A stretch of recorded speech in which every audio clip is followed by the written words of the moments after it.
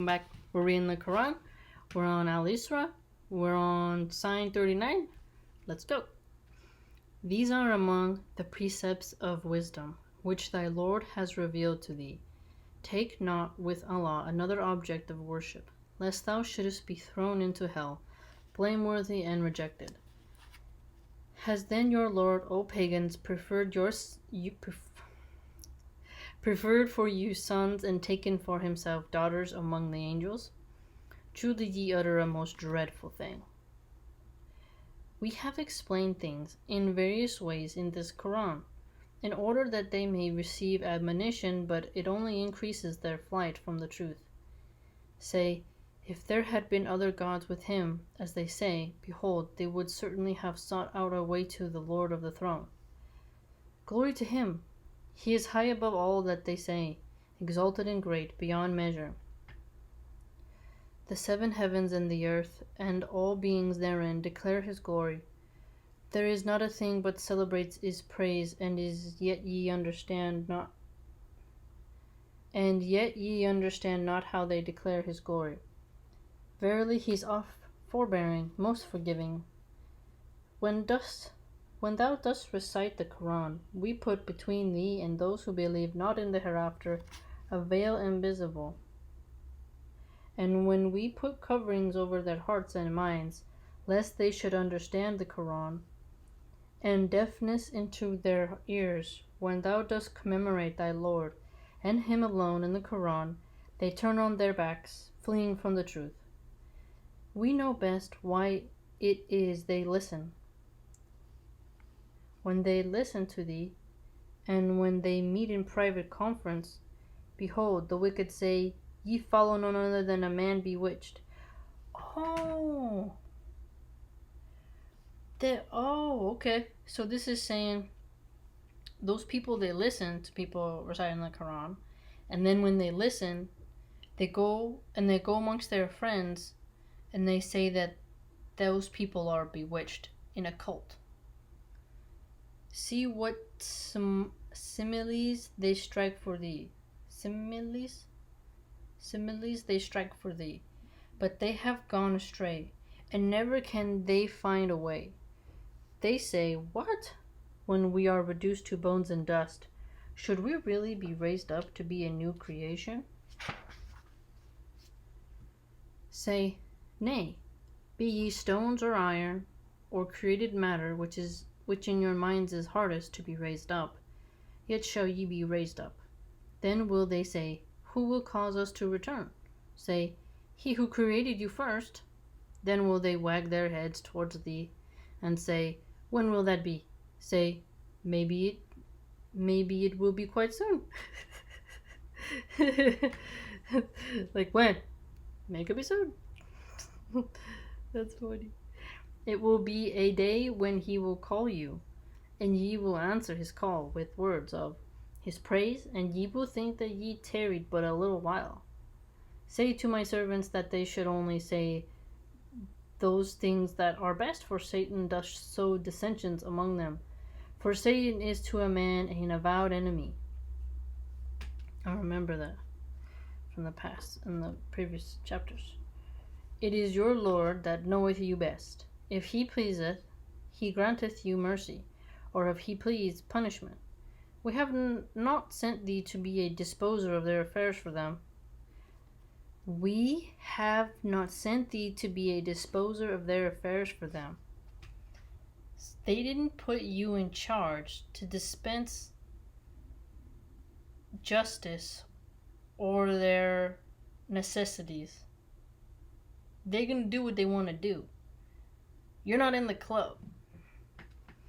And it is your Lord that knoweth best all beings that are in the heavens and on earth. We did bestow on some prophets more and other gifts than others. And we gave to David the gift of psalms. Say, call on those besides him whom ye fancy. They have neither the power to remove your troubles from you nor to change them. Those whom they call upon do desire for themselves means of access to their Lord. Even those who are nearest, they hope for his mercy and hear his wrath. For the wrath of thy Lord is something to take heed of. There is not a population but we shall destroy it before the day of judgment, or punish it with a dreadful penalty. That is written in the eternal record. An eternal record, family. You ain't getting around that record. And we refrained from sending the signs only because the men of former generations treated them as false. We sent the she-camel to Thamud to open their eyes, but they treated her wrongfully. We only send the signs by way of terror and warning from evil. Behold, we told thee that thy Lord doth encompass mankind round about. We granted the vision which we showed thee, but as a trial for men, as also the cursed tree mentioned in the Qur'an, we put terror and warning into them, but it only increases their inordinate transgression, like increases their curiosity. Behold, we said to the angels, Bow down unto Adam. They bowed down except Iblis. He said, Shall I bow down to one whom thou didst create from clay? He said, Seest thou, this is the one whom thou hast honored above me. If thou wilt but respite me to the day of judgment, I will surely bring his descendants asunder my sway, all but a few. Allah said, Go thy way. If any of them follow thee, verily hell will be the recompense of all of you, an ample recompense. Lead to the destruction those whom thou canst among them. With thy seductive voice, make assaults on them with thy cavalry and thy infantry. Mutually share with them wealth and children, and make promise to them. But Satan promises them nothing but deceit. As for my servants, no authority shalt thou have over them. Enough is thy Lord for a disposer of affairs. Your Lord is he that maketh the ship go smoothly for you through the sea, in order that ye may seek of his bounty. For he is unto you most merciful. See how he says, he is unto you most merciful, and then later he's like, but Satan is, well, Iblis is a avowed enemy to you. Those two are like opposites. We already knew that, but I'm just saying the phrases. Very cool. So cool, the writing. It'd be really cool you just read the Arabic just like that. That's a skill right there. Very cool the way it looks. When distress seizes you at sea, those that ye call upon besides himself leave you in the lurch. But when he brings you back to safe land, ye turn away from him. Most ungrateful is man. Do ye then feel secure that he will not cause you to be swallowed up beneath the earth when ye are on land, or that he will not send against you a violent tornado with showers of stones, so that ye shall find no one to carry out your affairs for you? Oh, that's a good point. So it's like, okay, I get it. So, someone, let's say, they're on the tip of a mountain. They're falling down. And they say, oh, please God, save me. If you save me, I will change my ways. And then they survive. They hit the bottom. And then they're like, oh man, whew, okay. And then they continue like, well, God, let me live.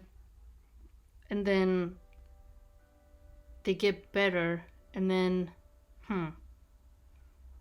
how would it be though? And then you get like you get some other type of punishment that ends your life.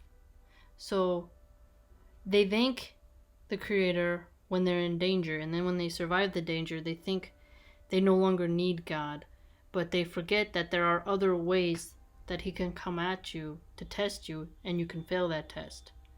Am I on the right track there? Or do ye feel secure that he will not send you back a second time to sea, and send against you a heavy gale to drown you because of your ingratitude? I was kind of on the wrong trail, yeah. Just because he saved you once, I mean, he's going to save you twice, right? So that ye find no helper therein against us. We have honored the sons of Adam, provided them with transport on land and sea, given them for sustenance things good and pure, and conferred on them special favors. Look at that. Given them for sustenance things good and pure. If you notice something, the natural food on the planet is much better for our health. Yet we like to eat things that are highly processed and artificial that make us sick. It's interesting. One day we shall call together all human beings with their respective imams. Those who are given their record in their right hand will read it with pleasure, and they will not be dealt with unjustly in the least. But those who were blind in this world will be blind in the hereafter and most astray from the path. And their purpose was to tempt thee away from that which we had revealed unto thee, to substitute in our name something quite different. In that case, behold, they would certainly have made thee their friend, and we had not given thee strength. Thou wouldst nearly have inclined to them a little. In that case, we should have made thee taste an equal portion of punishment in this life, and an equal portion in death. And moreover, thou wouldst have found none to help thee against us. None to help, right? Wow. It's amazing. So much to learn in this chapter. Giving them sustenance, things good and pure. Because if you think about it, sign 70, a lot of people, they are ashamed of their simple food. For example, if you send a kid to school with a little bit of cheese, grapes, a little bit of salami, a little bit of Cochrane's or olives, right, for lunch. It's simple, wholesome food. And they'll be eating their food, and the kids at the table might have pizza and fruit roll-ups, or just really trash garbage food that's really unhealthy and only should be eaten once in a while. The child with the natural healthy food will look over at the unhealthy food that's artificial, kind of more man-made, and they'll be like, oh, put my healthy food aside, it's too plain, too simple, too natural. Let me go get the artificial food, which then can give them sick stomach problems. There's a lot of issues there. Constipation, So I like that this is a way of honoring people who eat simply. Having value for the simple, wholesome meals. This is what I think in my head when we say sustenance, things good and pure. Because there is no food more pure than that's come from the earth, that's cooked in a good way. If it doesn't taste good, it's just because you're not cooking it right. You're not making it right. You need to figure what's going down, and you need to adjust the recipe. Right? You don't need to add a bunch of MSG, Zaxan gum, different colorants. Right? You don't need to add all these preservatives and weird additives to the food to make it taste better. Or nitrates, right? I like that. That's like a good way to tell kids. That's a good verse for kids. That's a good verse for kids. Like if your kids come home from school feeling sad about their food, just, read them this little verse. It's like, if the Creator created this plant, it's good for us, it's pure, it's good for you. Be honored to eat it. And be thankful that you have something to eat. I think